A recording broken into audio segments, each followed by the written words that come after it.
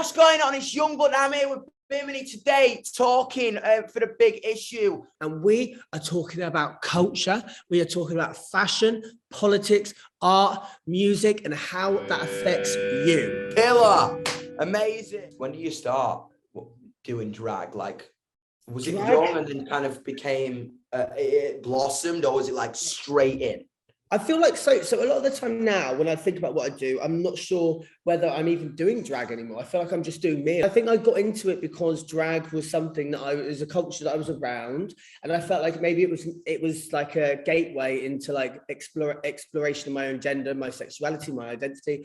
But I first did it when I moved to London. I was about 19 when I first went out in a club, and I remember going somewhere and I was wearing like fishnets and like a fur coat, and I had like a wig on. And I remember someone coming up to me who was like a big drag queen on the scene. And they were like, what you're doing isn't drag. This isn't drag. And I remember being like taken back because they were someone that was quite well known and respected.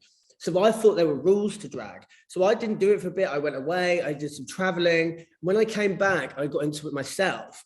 I actually realized that there are no rules. Like, who gives a fuck what anyone has to say? As long as you're doing what you want to do and you're happy, that's the most important thing. So as soon as I learned that for myself, that's when I kind of came into my own confidence, my own kind of expression. And it's always changing. People always say to me, what's your favorite look? It hasn't happened yet, because I always want to keep moving on and keep doing things differently.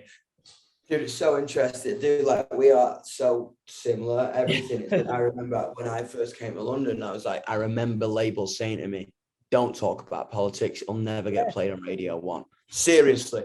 So I went away and then kind of came back and said, fuck off. And then people started to listen. I never really believed what I was doing was crazy. So when I moved to London, that's why it was like the most amazing thing. Because I saw queerer people, or I saw people that were going against the grain or being a bit different, and seeing it as accepted and seeing it as powerful and something that was to be championed. And that's when I felt like I really found somewhere and connected with it. I remember that exact moment. I was 15 and came down to London, and once you see other people like you, you kind of push your boundary a little bit more, you know what I mean? So if, say like you were in a little bit of fucking eyeliner, I'm putting a full face on and makeup and an earring and a fucking and a skirt and some fucking fishnet on my arm now. I remember when I would go to club gigs back before I was on the show, back before I was doing what I'm doing now. I would get the train or get the bus to a club, and if I was in, like, say, a tracksuit and a full face of makeup, I would get more shit shouted at me or more stuff said to me than I would if I was in full look, because I think people can then put you in a box. Or if I was in a full look, they're like, okay, that's what that is. I've never felt more in a fucking box than I felt. I was like 16. I was like, I want to fucking talk about this shit. I want to make people feel like they can be who they are. And then I had about a year and a half when it's early career, and it got to about Brixton Academy. And I was like, this is fucking amazing. Everyone gets it. Everyone likes blah, blah, blah, blah. Everyone loves it. And then the pandemic happened.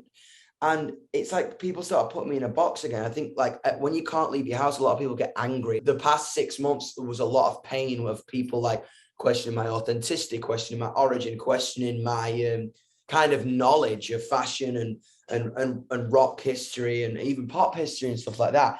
It's so interesting. Do you ever experience people questioning your authenticity, or has it been quite I don't listen. We're always learning, and that's something that's beautiful about being a human, is the fact that we have that right and that thing to always be learning. So yeah, we might not know everything. Like, we don't know every artist that's ever come before us, every designer, every fashion, everything that came out in 1972.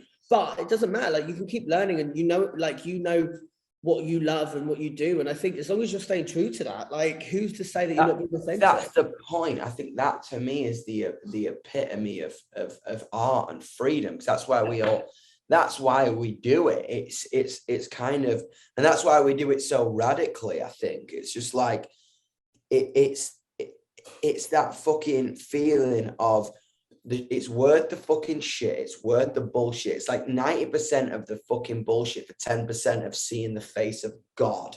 I never really got into RuPaul. I was always obsessed with drag, and I was obsessed with Bowie, and I was obsessed with that. But you kind of came on my radar for your music, and I was like, yeah. whoa, I love that. Were you always into music? Yeah. Growing up, like it's always been varied, and it's funny when you say about Bowie because I grew up like as a kid, and my dad was obsessed. Obviously, when you're like 5 or 6, what your parents listen to is not cool.